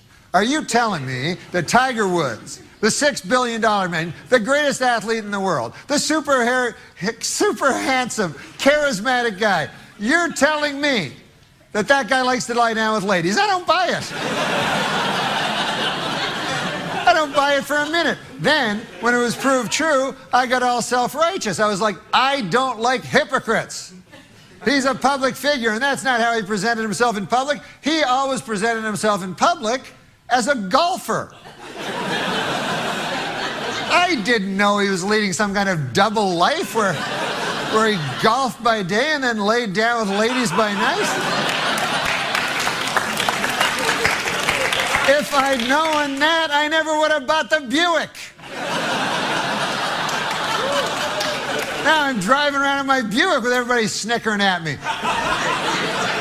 And listen, how naive was I? You know, what did I think Tiger's life was? You know, was he like, hey, I've won 4 straight majors. What should I do now?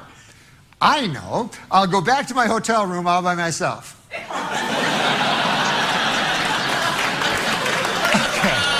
Okay, here I am in my hotel room. Let me just close my hotel room window. Too many ladies chanting my name out there. I know, I'll order some room service. Hello. Yes, I'd like to order... hello, Nicole. I'd like to order a chicken breast sandwich. No, if I wanted a job to end all jobs, I would have asked for one. I want a chicken breast sandwich with a pickle. So anyways, Tiger has admitted that he is a sex addict, but what is a sex addict? Now, take my Uncle Bert, for example. A fine fellow. He's been married to my Aunt Ruth for the last 50 years, and they still have a wonderful, healthy sex life. Now, ask yourself this. How addicted to sex do you have to be to have sex thousands of times over half a century with this thing?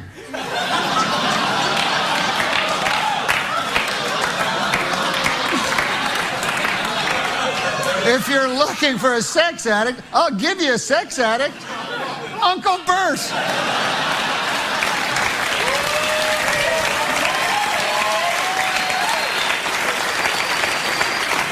Now, also, Tiger is different than you and me. Now, how many chances do we have in our life to commit adultery? Maybe 10. So if we stray once...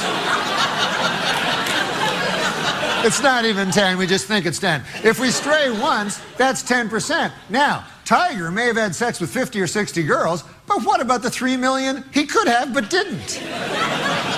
You gotta factor those gals in. Then, that makes the percentage 0.000000006, which statistically is 0. So, from a strictly mathematical standpoint, Tiger Woods is the most faithful man who has ever lived. All right, so let's get out of his head and let Tiger be Tiger. What the H? There's a girl that used to hang around SNL. So she'd be standing like this far from you, and her breast would be touching your shoulder. You know what I mean? Like it was insane. And it's not her fault. No, of course not. But it's just her human body. You know, they broke It's up. like saying, God, Norm, he stands near me. His cock is nowhere near me. Can you believe this guy? Sorry. I always want the new people. Oh, hey, guess what? There's a young girl that's middling attractive that swears a lot. Let's get her. Right? Is that the new fucking thing? Yeah. Sarah Silverman, hysterical. Right. Who's funnier than her? Nobody. No, except dudes. But, Nobody. but I think she spawned these other ladies that they forget that she's funny, and they think the whole point is just to be semi-hot, attractive, and then talk about sucking cock. And you got to show a shit. lot of leg. You got to show a lot of leg with little skirts on, and then talk about sucking cock and manipulating balls with your hand and it's hysterical. Bring back Phyllis Diller. Some ugly old bag. Rosemary. Rosemary. Those are the funny ladies. Wow. Whoa, that is old. The funny ladies always used to be ugly old bags. Or Roseanne. You know. Have you ever had a job other than show business? No, right? No, I mean, I was a waitress, but... Pretty quick, though. Yeah, you It was the first time I ever saw a penis. When you were a waitress? Yeah. My boss. Jesus. Can you change perception? Like one time I remember there was a magazine and it said, it was, Elle or some ladies' magazine, big breasts are out. And I was like, can you really do that? Like, so 1996, those huge, juicy tits. Yeah. Everybody hates those big, heavy, juicy tits. Gross. Icky. No offense, but it sounds like some fucking commie gobbledygook. You got me, Norm. Oh, baby. Hey. That's dangerous. It is dangerous. Oh, here we go. We've got creator and the star of Comedy Central's hit series, the Sarah Silverman Program, and she's a member of the comedy collective Jash, and also Sarah Silverman is a wonderful person that I'm really happy to be around right now. Thank you, Jenny Slate. Straight up, sunglasses. You know how I feel about you and about sunglasses. How do you feel? I feel good. I hope this our bit works out. We'll see. It'll be fun. Hey, Norm, thanks for dressing up. Hey, Sarah, listen, man. Congratulations. That's the 100th time that joke's been done tonight. But I also want to tell you, I have a bet with Daniel Kellison, a rather large figure. Daniel Kelson, who put this whole thing together, Yeah. way over his head. He says you did can. it. He says you can explain what the fuck Jash is. Jash is. Pay up, fucker. Jash is a comedy collective, a United Artists, if you will. Uniting myself, Reggie Watts, Michael Cera, and Tim and Eric. And what do? We do whatever we dream up. We shoot it, and it goes on there. We can fail, we can do well. It's total freedom. No offense, but it sounds like some fucking commie gobbledygook. You got me, Norm. I mean, I've never heard the word collective. I know, but Leon Daniel puts Trotsky. buzzwords in my head, and then I just blind. Hey, all the stars are here. Bobby McFerrin just showed up. Norm, didn't you used to host the news on Saturday Night I know, Live? man. This whole thing's got me thinking I gotta fucking get back on TV. I was at a party with a friend and I noticed you first, and you returned my gaze, knew how to quench my thirst. You took me to that room like a dream come true. The dance you performed was just for me and you. Kisses on the neck, then you work your way down. Let yourself go for me all around town. Seductively stood. Most embarrassing moment of your life. So many to choose from. I know you've mined probably a few of them for your little stand-up sketches. I have to be honest. Ugh. I want a new scab peeled off here. I've never said this out loud.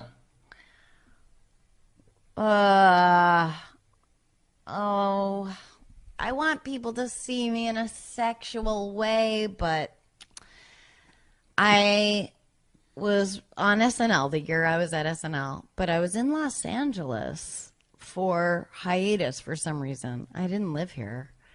And I went to soup. I was having dinner, and then I was going to take the red eye back, and I was to pick up Norm MacDonald in my rental car, and we're on the same flight back. But I think he was in first class and I was in coach.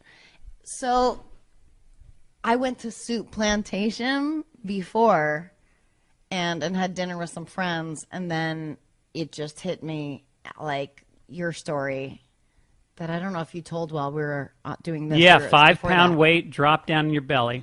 That happened to me, and I had the diarrhea of a lifetime in the bathroom at Soup Plantation. Not a luxurious Like bathroom. when you think it's over and you've cleaned up and you're getting up and you stand up and you go, oh my God, it's starting all over again. It was like that. It was like I was sweating, like I wanted to take my shirt off. Yeah, and you've already wiped thinking it was done. Now Yeah. you got to wipe again. And I'm very meticulous. I mean, I front to back. yes. Okay. This just made me think of Harris Whittles said about Rob Schraub that most people wipe front to back, he wipes side to side. That makes me laugh. Okay, so I'm like sick. I'm sick. Okay, so I clean myself up, and I go to pick up Norm MacDonald, who I worshipped, at that time, and I pick him up. And we're driving. I've never told this story. I've never told him this. And we're driving to the airport. And Norm goes, what the fuck? It smells like fucking diarrhea in this car. And I'm going, what? And my heart is going bam, bam, bam, bam, bam. And he goes, did you fucking shit in your pants? And I go, what? I don't know what you're talking about. And I we roll down our windows. And I'm thinking, what is he smelling? Like, I must have, stepped on it or something. Like, it literally, I don't know what it was. And to this day, I was clean. I swear to God. And this was your worst nightmare. It is still to this day probably my worst nightmare. And he's going, fucking smells like fucking diarrhea in this car. And I'm like, well, I don't know what to tell you, Norm. But in my heart, my heart is just pounding out of my chest, and I'm just like, what is wrong with me? And I'm feeling it again, and And then we get to the airport, and I go to the bathroom, and I'm totally clean. I don't know, like, I'm still to this day, like, I don't know if I, like, it was on the bottom of my shoe. Or like, maybe in like that, when your underwear and pants form a little hammock underneath you. I don't It could have that. Hmm. I'm a lady. Yeah. I don't know, or maybe it was a crazy coincidence. Maybe, I mean, it makes more sense that Norm shit his pants and was like yelling Got at me it. for shitting Yeah. his pants. I mean, he's a guy who literally took a shit and then forgot to wipe and walked away and pulled up his pants because he was like on the phone. So anyway, he just told that story on Stern, I think. That was it. He boarded the plane, did not even like say goodbye or anything. He just like got on the plane way before me, and I never saw him again until we got to work on Monday. Wow. But I've remained good friends with him, but You never told him this story? No, I've got to ask him about that. I guess what is there to ask? Well, he listens to every podcast, so he will probably Good. reach out to you Let's after get hearing this Can you imagine out. if he was still angry, like all these years later? why You fucking denied it. Well, that was what's scary is he was angry. It wasn't like, Yeah. oh my God, do you smell that? What is that? Is that this area? I hope you don't think that's me. You always It was give somebody like- an out. It was just an accusatory anger, and I Wow. wanted to, Shit your pants. honestly wanted to just drive the car into a wall and kill us both. Would have Wow. been less embarrassing. Wow. Why did I tell this story? There was an interesting list of the 50 worst TV decisions in history, according to Rolling Stone. And it's a long list of different things like actors not taking roles, like Fox passing up The Sopranos. They could have had The Sopranos and they said, it's never going to take off. And then, of course, HBO did it. It's the biggest show in TV history. But there's one specifically that stands out. And it's when Norm MacDonald was fired from Saturday Night Live. Rest in peace, Norm. He was the greatest. He was there he used to do the anchor desk, and he was telling O.J. Simpson jokes right when it happened. So this audio is from right when the O.J. trial, the O.J. stuff happened with the Bronco, all that thing, just after the trial. Now, the NBC executive Don Ohlmeyer was O.J.'s buddy, and he was the biggest boss at NBC. So Norm MacDonald got fired for Saturday Night Live. I don't want in any way you ever to hold back on this. But then I got fired. People have said it was the Ohlmeyer OJ thing, but I don't think it was. I think that it wasn't crowd pleasing enough. That is so ridiculous. You work on a show that's about pop culture and current events And that is their humor. job, and you're going to be mad about that? How? It was obviously a pretty big story. Yeah. What do you want him to avoid it? He didn't like dive in the trenches for that one. Yeah, well, when you hear Norm's jokes, I mean, I listen. can't wait. Oh, I remembered the first one. There's 3 jokes he doubled down in about OJ right when it happened, and that I'm guessing it's the second and third joke that really made the guy go nuts because That it's really his buddy. really sunk the knife in. Just put him in. I love Norm MacDonald so much, and if you forgot, of course, never heard it before. I think a lot of people probably never heard this before. This was right after the OJ trial. Norm MacDonald. In his book, O.J. Simpson says that he would have taken a bullet or stood in front of a train for Nicole. Man, I'm going to tell you, that is some bad luck when the one guy who would have died for you kills you. It was revealed this week that defense lawyer Johnny Cochran once abused his first wife. In his defense, Cochran said, "Hey, at least I didn't kill her like some people I know." Simpson attorney Johnny Cochran put on the knit cap prosecutors say O.J. wore the night he committed the murders. Although O.J. may have hurt his case when he suddenly blurted out, hey, easy with that. That's my lucky stabbing hat.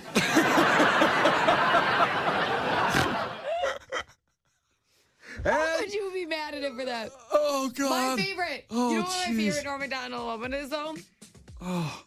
When he was on The View, and he just kept going off about how the Clintons have, like, murdered people, Yeah. and they were mad at him, and he goes, but isn't that just a fact? He was actually confused the whole time. He goes, well, isn't that just public information? Like, that's enough. He just doubled down. He would not let it go. But did he we should come back with that Yeah, audio. I'll find that for you. Okay, it's my favorite. And didn't they just kill everybody though? They do that. Hey, amazing, and it's Pride and Kenzie. So I just played. We were talking about the 50 worst TV decisions in history that Rolling Stone had an article about. Talked about, the Fox passing up The Sopranos and Norm MacDonald getting fired from Saturday Night Live for telling OJ jokes, and we played those jokes, which were hilarious. Norm MacDonald, Phenomenal. what a loss. And again, now Kenzie brought up the time when Norm MacDonald was on The View. This is my favorite. And he talked about the Clintons murdering people. And The View of all places. They don't want that at all. Whatever cast of The View it was at that time. It made me so happy. They were so uncomfortable. Yes.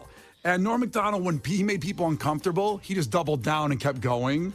And here's that audio. Again, more old audio from the late Norm Macdonald. I hate to say that because he was so good. And here's that audio from The View with Norm Macdonald. See, I think we should get the homicide out of the White House and get like a fresh start, because we don't want any more murderers. I think we should just go on to the next question. Oh. Who's the murderers? Yeah. Oh, Clinton, he murdered a guy. Yeah, you know, you're not allowed to put out no accusations without. That's a little too That's far. the way it does work. Let's just go on to the next question. Yeah. This is not my week. What can I tell you? Oh, it's not mine either, and I'm being very nice, okay? Be a good boy. Now, Norm. Do you never hear that? No. Listen, we don't need I to don't want talk to get about into that. this. And So they moved on. They're ready to move on. It's Barbara Walters, by the way. And the woman that's still on The View, I can't remember her That name. was so rude. Like, be a good boy. That was. I would want to punch her in the face. It was the most demeaning thing to ever say to somebody. Anyways, go ahead. And once he said that, of course, Norm doesn't care about The View. I was So like, okay, he just right. doubles down. Listen, we don't need I to don't talk want to get about into that. this, and I don't want to hear it, and this is not the place to make those accusations, and you're supposed to be funny. Let's get on to it. Get with it. There you go. This is a live show. Not for nothing, Norm, but you have been properly chastised by Barbara. So I'm now going to ask the next question. I thought it was a matter of record. Look, let me do this, okay? They're covering his I'll mouth tell you now. what's a matter of record. You will not be invited back if you don't shut up. All right, now. Like he cares. Let's talk football. All right, manslaughter. Let's talk football. Norm. He would not stop. I thought that was known. He goes, did you not hear about that? To the members of The View, I would cry. Oh my God, it was my favorite. So good. It's so good.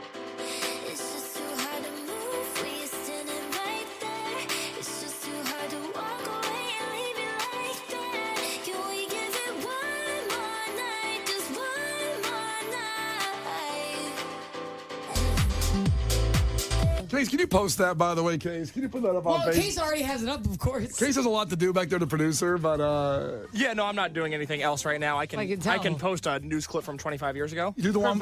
So we did the OJ jokes. We want to get people talking.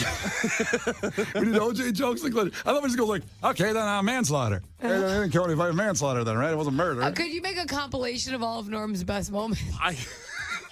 And just put them up really fast?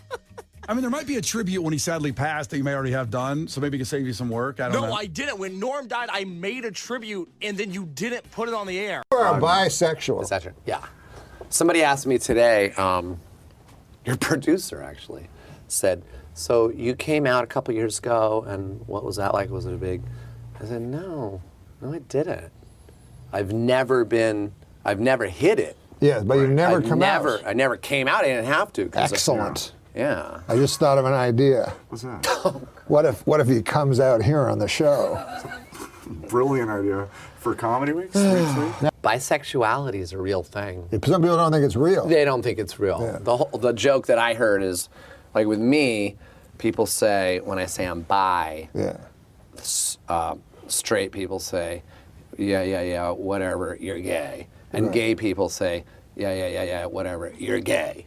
Like it's a cover up. Isn't that interesting? Because I think the opposite. That it's a cover up to being Not straight? a cover up, but I think that bisexuals are straight. I even think gay guys are straight. Yeah, I know what you mean, but that's because you are so straight. No, that's really what it is. This is why, because let's say you're gay. You can't right? comprehend. And you. No, I can comprehend. But let's say there really is such a thing as bi. But go ahead, let me hear it. Let's say you're gay. Yeah. Strictly gay, right? In society. Okay. Yeah. And you're hiding it. You marry a woman, you fuck her, you have kids, right? This happens all the time. Happens all the time. Now, let's take the reverse of that. Let's say you're straight. Can you imagine, just completely straight, could you imagine a scenario where you would enter a gay relationship, get your ass fucked every night for years just to put on appearances for the folks next door? I think a guy that fucks asses has an easier time fucking a pussy than a guy who generally fucks pussy moving over to a guy's hairy ass. It's all, No, I don't put it that way. No, I don't think, because to me it's not, I think you're just confused. Okay. Because I think it's not about gender for me. It's not about gender. No, it's like playing the numbers. Just, I mean, it makes sense. It's just like me being attracted to somebody doesn't have to do with whether they're a man or a woman. Yeah, what does it have to do with? No, I almost said their personality, but but it does. I mean, that comes into play. But it's like, to me, this sounds even more shallow, but just beauty. Yeah. And men, you're a very it beautiful sounds, man. It sounds less shallow. Well, no, it's shallow if you're just attracted to like a hot car. Yeah. You know what I mean? We're getting into some because intimacy and sex is what There's love and then there's sex and sometimes they happen at the same time. Yeah. And sometimes it's just sex and sometimes it's like there's just a hot woman or a hot guy. Are bisexuals? Do they generally get to in the homosexual part use their cocks? Do you know what I mean? Everybody uses their Well, cocks. no, they're not the guy getting fucked up the ass. That's the other weird thing. When a guy has that kind of... I have had relationships with guys that really are straight. But I am having sex. I'm popping it up. Yeah. Well, I believe they're that straight. a person that is not homophobic, because I think homophobia runs very deep. Yes. And I would say, that's what I say to my friends. I go, well, if you're not homophobic, why not whack off your friend that's a gay guy? Like, what's stopping you? Or blowing him? Well- or letting him fuck you in the ass? What's stopping you? You're not getting anything out of it, but he's having a hell of a time. Well, that's where my window of opportunity I bet it is, right? One of them, That is, Only if I like the person, and that's one of my arguments. But come on, it would be like that. It is kind of gross, if you're not into it, because it's like why not jerk your dog off? Your dog probably likes it, but that's because it's gross. He's a weird one, man. How many people, though, seriously? Wait, I agree with you, it's gross, but do you think that happens a lot? Like lonely people and their dogs? Jerking off their dogs? Oh, yeah. Every time I Fucking their see a dogs? woman walking down the street with a real big dog, I'm like, oh, they're going out. Women? Women are But they don't going even out like with their... fucking. They're going out with their dogs. No, they get their dogs to either go down on them. Judd Apatow recently, and I'm apologizing to him. Oh, but directly. his dog is No. sexy.